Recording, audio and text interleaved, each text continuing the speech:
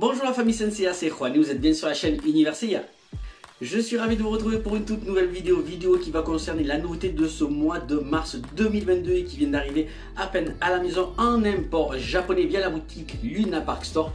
Je vais bien sûr vous parler de Bud Dalcor EX version Bandai, donc elle vient d'arriver, elle est ici, donc je vous mets un lien en description pour tomber sur la boutique et le lien également afin de pouvoir acquérir cette magnifique figurine de Bud Dalcor en version import japonais.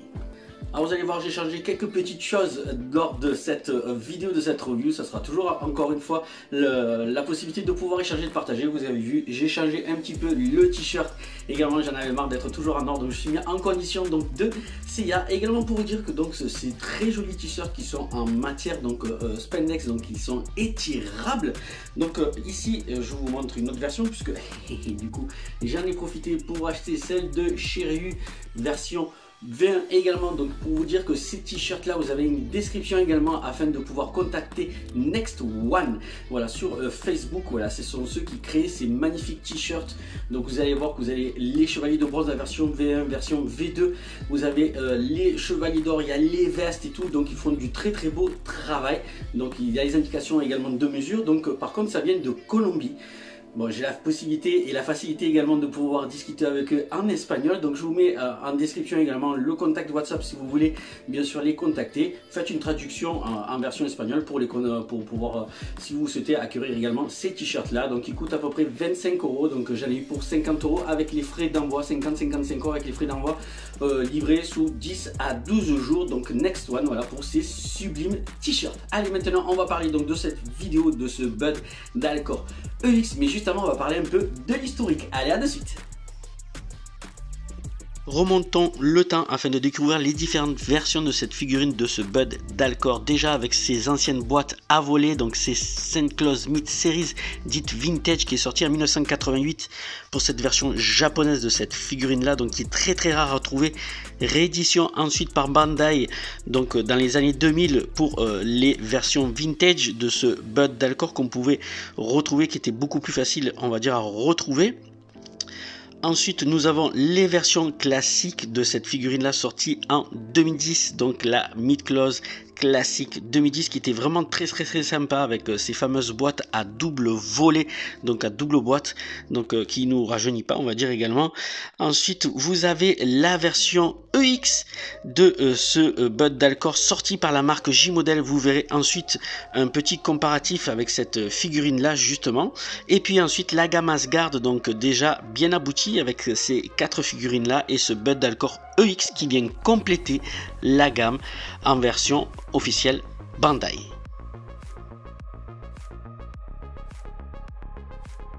Allez, après cette petite interlude sur l'historique de cette figurine dans les différentes versions Bandai ou pirates de ce Bud Dalcor version EX, nous allons parler de cette version donc officielle. Donc cette boîte qui est quasiment identique en termes de grandeur à la même version qu'on a pu avoir de celle de Sid de Mizar en termes de grandeur. Ensuite nous allons découvrir sur la face avant le personnage comme vous pouvez voir en mode stoïque, comme la plupart des figurines qu'on peut retrouver sur les boîtes, donc représentées, les bras le long du corps, les poings fermés. Alors déjà en termes de sur la représentation donc du personnage, vous pouvez voir que celui-ci a la cape. Donc ils ont bien fait de mettre la cape sur ce personnage car celui-ci la porte tout le long donc de ses différentes apparitions. Et il faut savoir que Sid, donc son frère jumeau, a également la cape, donc apparition qu'on peut voir dès le début donc de l'attaque directement lors de chez Saori Kido, donc dans sa mansion où il fait sa première apparition pour défier donc les chevaliers d'Athéna ainsi que le sanctuaire. Donc tout le long, Sid comme Bud donc vont porter cette cape qui porte bien donc sur cette boîte là, et Sid alors que sur cette version donc sur sa boîte ne porte pas la cape. Donc dans tous les chevaliers donc dans tous les guerriers divins de l'arc Asgard, tous les chevaliers n'ont pas de cape mis à part Sid, Bud ainsi que Hagen. On voit sa cape donc peu de temps, mais donc la boîte de Hagen également donc ne comportait pas sa cape lors de sa représentation sur le dessin de la boîte. Ce Bud là Sid ne l'a pas, donc je sais pas pourquoi ils n'ont pas voulu mettre donc la cape sur Sid. Donc bon, bref, Bud a sa fameuse cape. On peut retrouver sur les différents coins donc l'anneau des Libellingen, toujours ce fond sombre très joli, noir enneigé avec la montagne et la représentation donc de l'armure de Bud, donc le Slimodon ou Smilodon, alors je sais plus dans quel sens il faut le dire. Il me semble bien que la représentation est différente de celle de Sid. Il me semble qu'il regarde devant, là il regarde derrière. Des inscriptions bien sûr Bandai, Tamashii Nation, Tamashii Quality, l'étiquette de la toy, l'inscription Mid-Close version EX. Nous avons là je pense le nom du personnage également, le logo Senseiya, et c'est une version Collector Shop de cette figurine là, donc je ne sais pas pourquoi celle-ci est une version Collector Shop. Bon bref, voilà ce qu'on peut dire déjà sur la face avant. Sur une partie latérale, une jolie représentation donc du totem de l'armure de Bud, donc ce fameux Slimodon ou Smilodon, je vais essayer de bien le prononcer d'ici là. Sur l'autre tranche, nous avons une belle représentation donc de Bud, donc non casqué en mode attaque. Sur la face arrière, donc nous allons retrouver, j'aime beaucoup ce dessin de face arrière, donc nous avons Bud en mode attaque, très belle attaque d'ailleurs, je sais même pas si, je pense que je vais essayer de vous la refaire encore une fois, ça sera peut-être pas nouveau, mais j'aime beaucoup celle-ci, je trouve qu'ils ont fait un très joli travail de design sur les poses. La représentation du totem, là nous avons Bud avec Sid, donc avec le même style d'attaque, alors je sais pas si ça c'est... Il me semble avoir déjà vu dans un dessin animé, je ne sais pas, mais ça me dit quelque chose. Nous avons là donc 6 visages, donc le visage bonus, ce très beau visage, je pense que je mettrai en configuration visage ombré, là, comme ça, là, je trouve qu'il est très beau. Et nous avons également le bonus sur les deux fameux poignards, donc qu'ils ont pu avoir lorsqu'ils étaient enfants, donc le poignard de Bud et le poignard de Sid, mais ça, on va le voir à l'intérieur des différents blisters. Sur le dessous, bon ben c'est tout le tratralala japonais. Et sur le dessus de la boîte, j'aime beaucoup ces motifs. Donc là nous avons donc la statue d'Odin, représentation bien sûr de l'arc Asgard, l'anneau des Libellingen, et nous avons là la grande ours avec les différentes étoiles qui correspondent aux différents donc guerriers divins. L'étoile brillante est bien sûr la sœur jumelle à celle de Mizar, donc qui est bien Alcor. Voilà pour cette très jolie boîte, je la trouve celle-ci je la trouve vraiment bien dessinée. Encore une fois, j'aime beaucoup la face arrière de celle-ci. Allez, on va aller voir les blisters.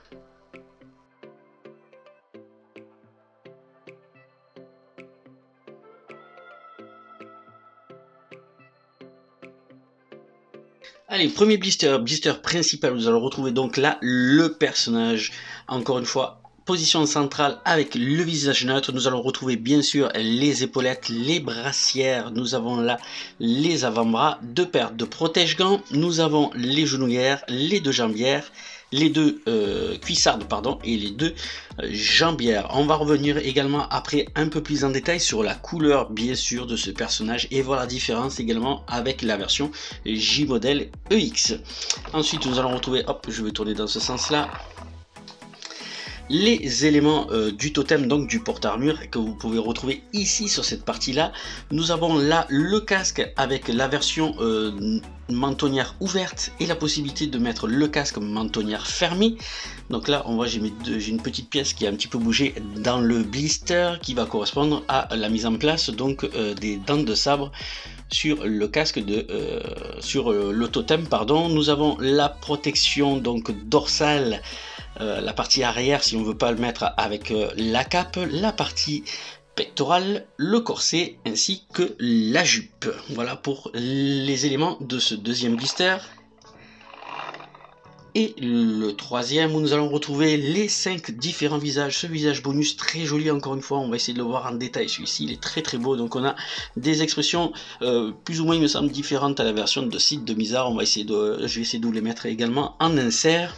Nous avons là donc 1, 2, 3, 4, 5 paires de mains, donc de coiffeurs, de très joli posing de cette figurine là, et bien sûr la cape et ainsi que ce petit bonus là sur les poignards donc de Sid ainsi que de Bud. Voilà pour les parties blister qu'on peut retrouver dans ce Bud d'Alcor EX Bandai.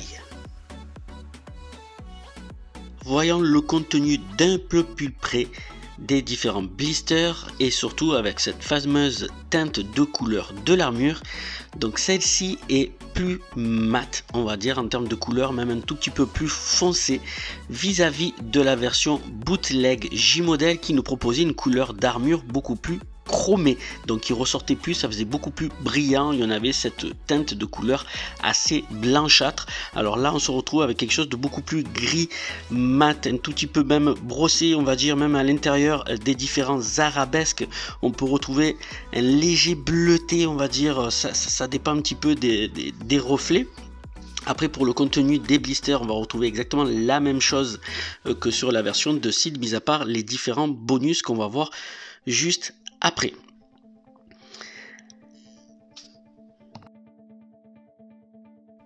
Tous les éléments sont bien là, qu'on peut retrouver encore une fois même chez la version de Seed de Mizar, à savoir là le bonus sur les poignards, donc les deux poignards, celui de Seed et de Bud. Là ça ressort bien à l'image avec l'éclairage, mais il faut savoir que j'ai trouvé un tout petit peu foncé en termes de marron, on est dans quelque chose de marron très sombre. Là vous voyez les différents visages, donc les 5 visages et ces 2 visages, il me semble que c'est même 2 visages supplémentaires, avec ce visage là sourire en coin et puis surtout celui qui a le visage sombre, celui qui sert à Bud à se cacher derrière les différents éléments du palais. Allez, on va voir le totem maintenant.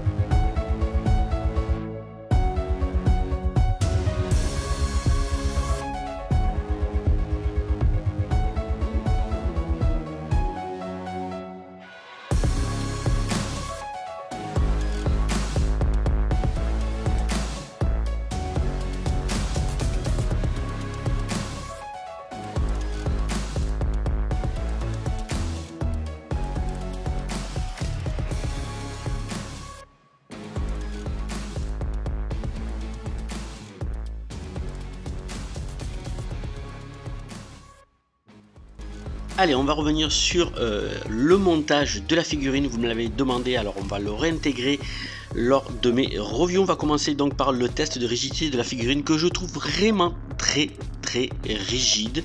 Donc c'est très rare de la part de Bandai de se retrouver avec une figurine qui est vraiment assez rigide sur toutes les articulations, surtout au ceux des épaules. Allez, on va démarrer le montage comme d'habitude par les pieds, par le bas. On va commencer bien sûr par intégrer donc les cuissardes, bien les ajuster. J'ai vu également qu'il y avait certaines personnes qui avaient des soucis avec les genouillères, donc bien les presser. C'est vrai que sur certaines pièces, elles ont tendance un petit peu à sauter. Ça m'étonne par contre sur du Bandai.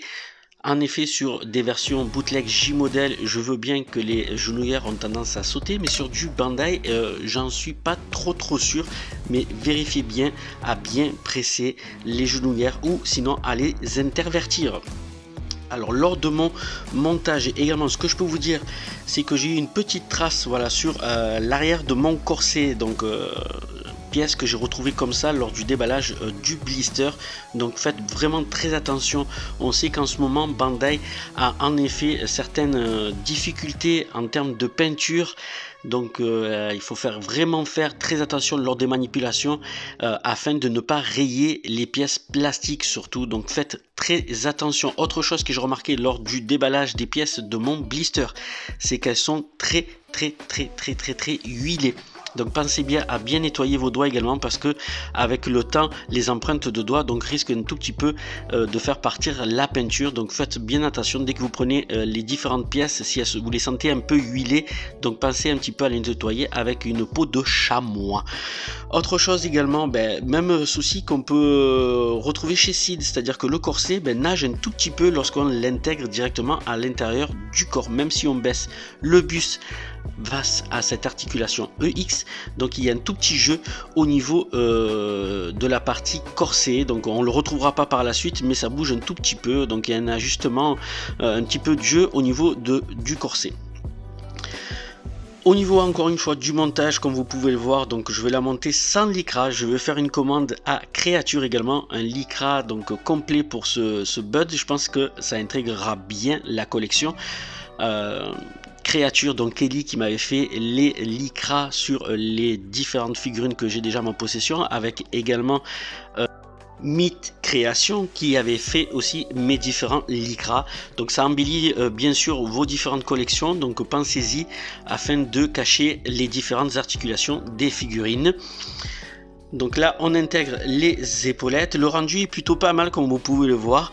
Encore une fois, on n'a pas une teinte blanche de l'armure, on a une teinte un petit peu plus métal, donc grisé avec ce métal, ce gris mat et non chromé pour avoir cette différence là. Donc voilà, la figurine est montée, je lui ai mis le casque, version intégrale et en configuration de pose comme sur ma version J-Model afin de vous faire le comparatif. On a les mêmes soucis au niveau du casque avec la tête qui a tendance à pas trop bien baisser puisque la mentonnière donc touche un petit peu la partie du col de la partie pectorale, mais on va voir ça de suite lors du comparatif. Vous avez donc à votre gauche la version J-Model EX et sur votre droite la version officielle Bandai EX également. Donc déjà comparatif donc assez gagnant vis-à-vis de la version Bandai déjà en termes de rendu esthétique. Mais la couleur, comme vous pouvez voir, la version J-Model est beaucoup plus blanchâtre et beaucoup plus fidèle, on va dire, à la version animée, alors que cette version Bandai est beaucoup plus grisée, beaucoup plus mat, on va dire, en termes de rendu de couleur. Donc parti pris encore une fois de Bandai de nous créer quelque chose d'un tout petit peu différent. Donc c'est vrai que Bandai sur les versions des guerriers divins EX, je trouve qu'ils prennent un peu plus de liberté et se rapprochent beaucoup plus du jeu vidéo, donc Soldier Soul Brave, il me semble bien. Donc c'est une partie pris de la part de Bandai, alors que vous voyez cette version J-Model qui en termes de couleur je trouvais vraiment très jolie, qui se rapprochait énormément de cette version animée, surtout avec des défauts bien sûr au niveau des mains comme vous pouvez le voir. Il y a également le casque, on le verra juste après, il manquait des éléments de peinture au niveau de la truffe on va dire, alors que là cette-ci, donc forcément on a une qualité beaucoup plus propre, c'est beaucoup plus soigné on va dire. Bien sûr on est sur du Bandai, mais la teinte est un tout petit peu plus je vais pas dire fade, mais un tout petit peu plus foncé. Voilà, on a un bud alcor gris qui le rend peut-être un tout petit peu plus triste on va dire, même si la figurine est vraiment très jolie, mais il y a quelque chose de différent avec cette version J-Model. On ne pourra pas dire que J-Model avait vraiment créé quelque chose de très sympa en termes de teinte de couleur. Là vous voyez la différence qu'on peut retrouver également sur les épaulettes. Sur J-Model les arabesques sont blancs, alors que sur la version de chez Bandai on a quelque chose d'un peu plus bleuté. Allez, c'est parti maintenant pour le posing.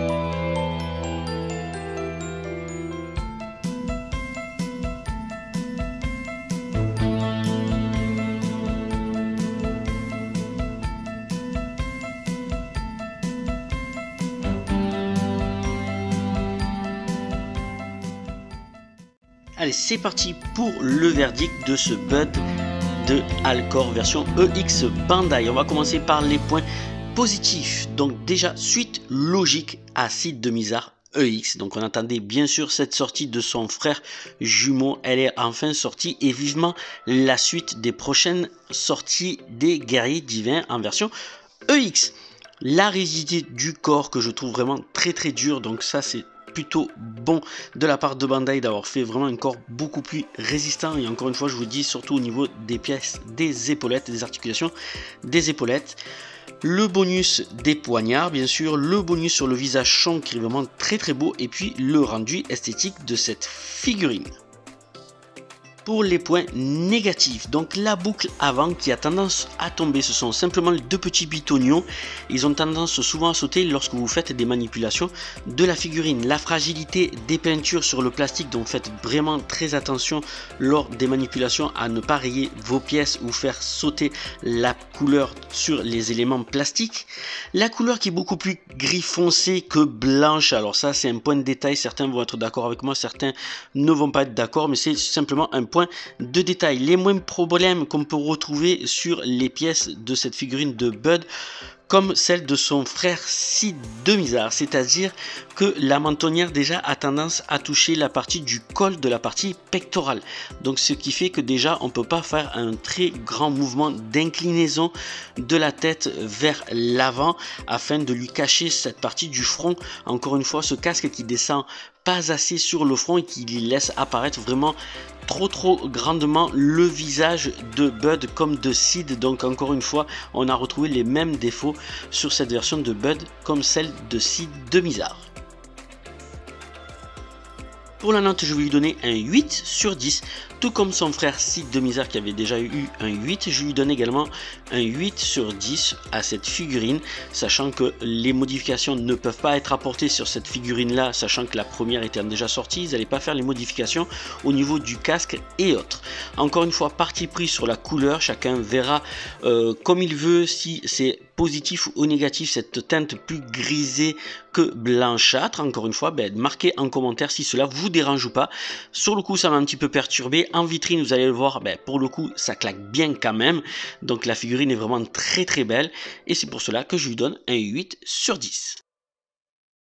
N'oubliez pas d'aller voir et vous abonner aux différentes chaînes YouTube ou Facebook de mes différents reviewers et amis. Ils ont sorti pas mal de vidéos ces jours-ci, donc je vous invite à aller les voir et à vous abonner également à leur chaîne. Je vous laisse avec quelques images prises lors de cette revue de Bud d'Alcor EX et n'oubliez pas également de vous abonner sur la chaîne Universia, d'activer la cloche et de mettre toutes les notifications afin d'être averti sur les prochaines vidéos. Allez, c'est parti pour la mise en vitrine.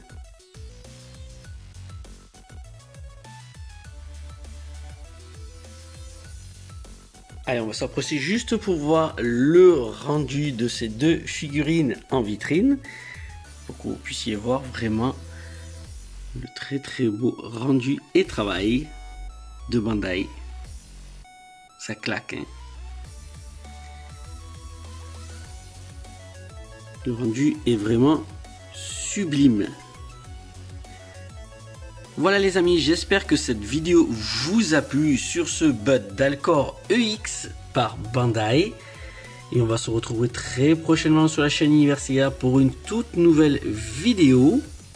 Alors je pense que ça va être le caron de Acheron, justement EX par la marque Shine Time.